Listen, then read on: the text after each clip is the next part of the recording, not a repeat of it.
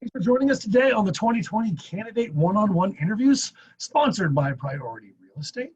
For those that haven't seen any of the interviews yet, my name is Cory King. I'm the Executive Director of the Southern Mid-Coast Chamber. And we are doing this series so that you can get to know the candidates. With COVID-19, it's just so difficult for the candidates to get out there and meet folks, and it's difficult for you to meet them. So we figured we'd pull them together here on Zoom or on Facebook or wherever you're seeing this and get to know them a little bit better. Off the top, I got a disclaimer that the Southern Mid-Coast Maine Chamber does not endorse any candidates. We're simply doing this to get you the information that you need. Also, Priority Real Estate Group is our sponsor. They're sponsoring it for the same reason. They want to make sure you have the information, and their involvement in no way is an endorsement of any particular candidate. With all that being said, it is time to introduce our next guest. Going for Senate seat 24 here in Maine, it is Mattie Daughtry. Mattie, welcome to the show. Thanks for having me. Yeah, really happy to see you. Thanks for joining us. So I like to start off at the top of all of these. Some people don't know what district they're in. So where is District 24? So Senate District 24 is 5 communities. It is Brunswick, Freeport, Harpswell, North Yarmouth, and Pownal. There we go. So if you're in one of those communities, Mattie is one of the candidates for the state Senate seat. Mattie and I mean, in full disclosure, we go back a few years. Mattie's a business owner in the area, and I'm the chamber guy. So I know your story, but maybe everyone else doesn't. So Mattie, give us a little bit of a personal bio about you.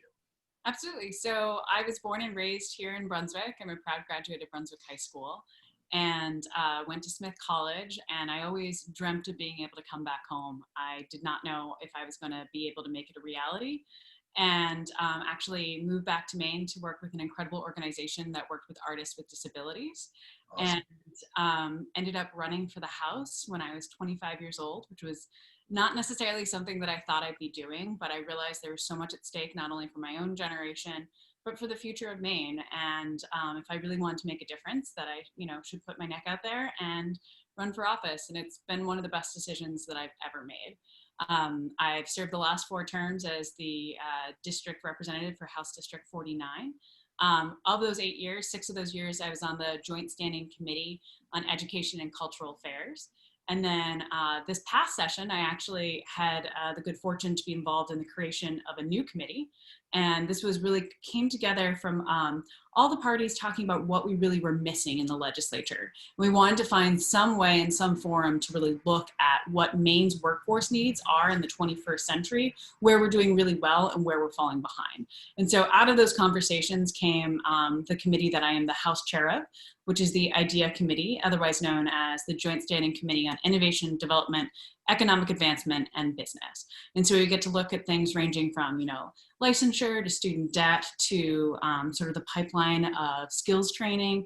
How do we make sure that, employers have what they need, the infrastructure, whether it's broadband, cell access, or simply just making sure that the roads are up to level to be able to get your goods from, whether you're in, Hancock County or Cumberland County, that you have what you need to be successful.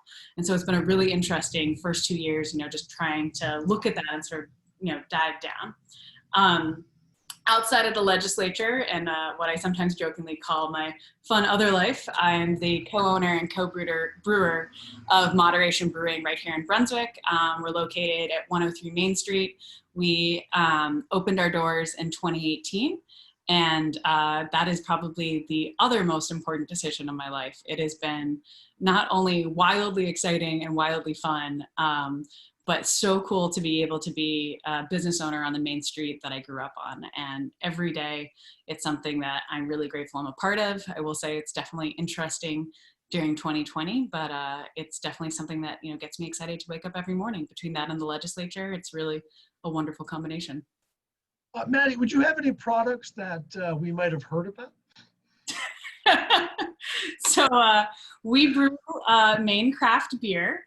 And we have a couple of flagship brews, whether it's the Box Shop Girls, our breakfast stout that's named after the first cardboard box factory in the entire US, which was located here in Brunswick. I like to use every chance I can to tell people about that amazing story. And then, we have things like Pat, our Norwegian IPA.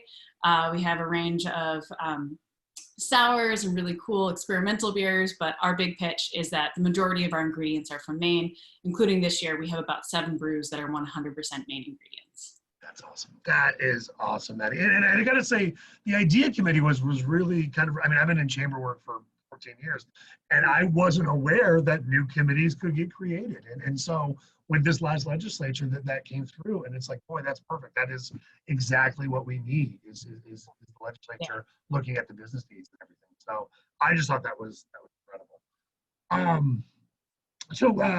Sorry, next question. Why are you continuing to be a legislator? What's motivating you? What are you looking forward to? Take that any way you want to go.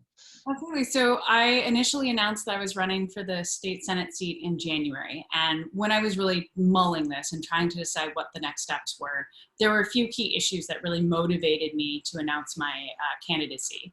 And whether it was, the fact that we're facing, it's not climate change anymore. We're looking at a climate crisis. The student debt burden, something that was initially a major item that got me to run when I was 25.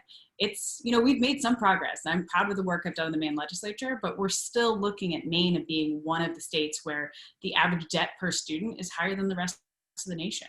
Most college graduates right now are looking at a minimum of $30,000+ in debt, which really hinders their ability to be able to achieve the American dream or even be able to start their own business or purchase their first home. So this is one of those things that is definitely holding us back, not only as a state, but as a nation. Affordable healthcare, the fact that we've made great strides in that, but I know as a small business owner, it's really a major expense. Being able to find a way that we're able to take that burden and expense away and make it accessible and affordable for everyone. So it's not on the backs of, small business owners, but also so that no person is having to decide between putting dinner on the table or being able to pay their medical bills. Right. Another issue that's near and dear to my heart that I think will keep, sort of invigorating me in policy work is just, what's going to happen to my generation in Maine? What does our future look like? And I never thought I'd be a young person involved in the legislature, but there's so much at stake. And, the issues there range everything from, economic opportunity, racial equity, just access, being able to afford your own home. That's a massive amount of issues. And that's really what got me to put my name on the ballot.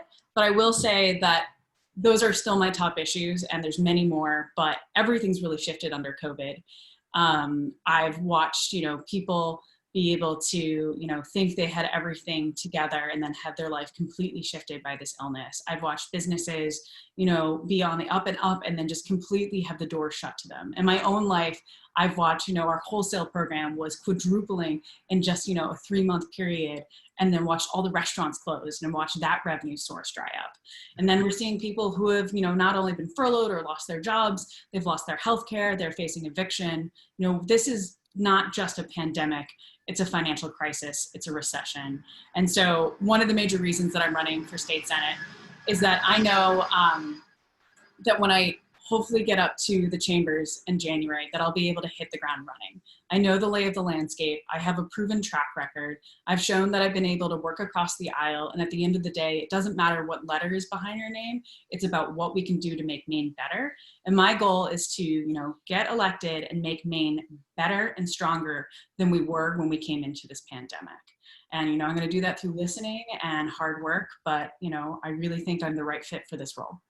And what you're saying about the generational issues, it's something we haven't, I haven't heard from other candidate interviews that I've done, and it's really an important point to kind of take on. It's something that I try to do through the chamber, telling, I'm starting to tell all of my business owners, hey, rather than just coming yourself to our chamber event, start bringing a young leader from your organization with you, because we really need to start cultivating that next generation, because they're going to be the decision makers for the next 10 or 20 years. And we need really people looking towards, the future in that sense. And it's really interesting to hear how that's a front and center.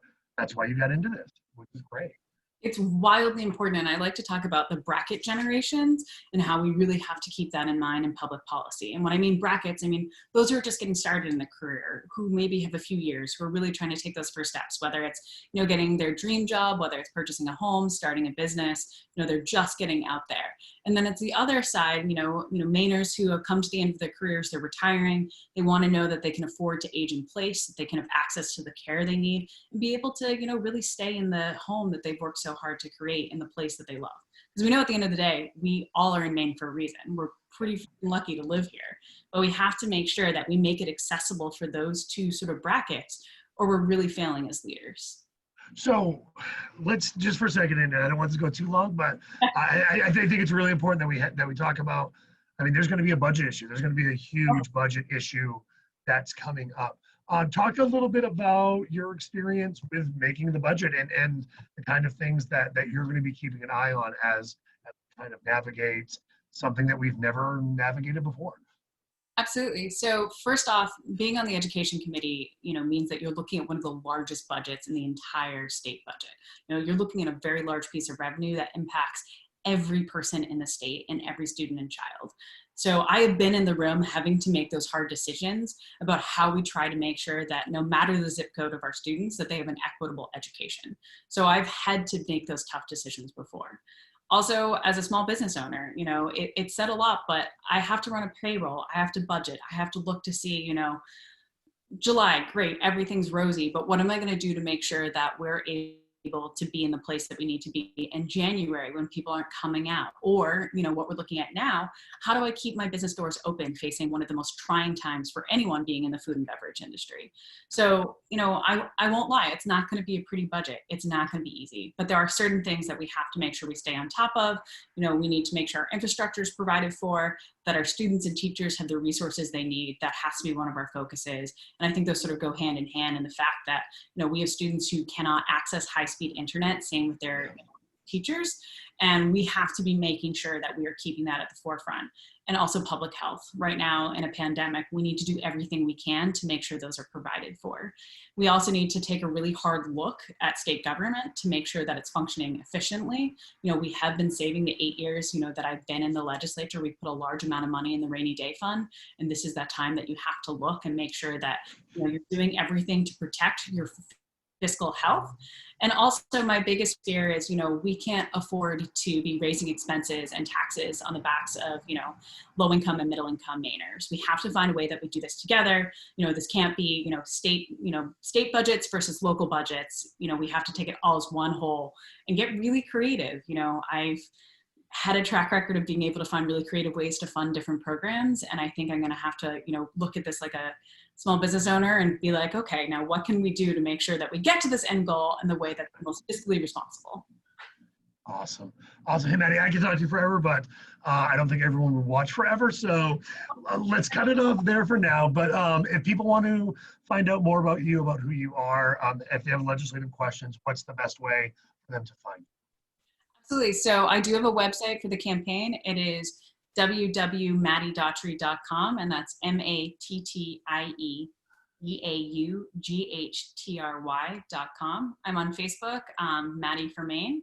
Also, you can shoot me an email at mattieforsenate@gmail.com, and my phone number and mailing address are on those sites as well. Would love to chat to anyone who has any policy concerns or ideas. This is a campaign unlike any other. I mean, you know me, Cory. I love getting to go to doors and talk to people and get to meet people's dogs and, Mostly the dogs. I like to meet people's dogs, and if their owners are home, then we chat a little bit. I also love getting to see people's gardens and meeting their families. And I have had a little bit of a campaign grief of not being able to, what a gorgeous district to have, Harpswell to Pownal to Freeport to Brunswick to North Yarmouth. Like, it's a gorgeous chunk of the earth. So, with the digital campaign, I really love getting to connect with people, and we're trying to find ways to get it out there. For sure. So just one question, Mattie for Maine at, what was the email again? Oh, MattieForSenate@gmail.com. MattieForSenate@gmail. Is it for like the number or FOR? FOR. FOR. All right. So MattieForSenate@gmail.com is the email. You heard all the other ways too. So Mattie, thanks for joining us. I do want to say, if you enjoyed what Mattie said, please take this video, share this video. Spread it around to your friends so they can hear the message as well. Mattie, thank you for making the time. I know you're extremely busy, and thank you to Priority Real Estate Group for this. If this is your first video or if it's your 10th video, there's probably a couple more on our YouTube page. Take a look at those, and we'll see you next time. Mattie, thank you so much. Thank you so much, Cory. All right.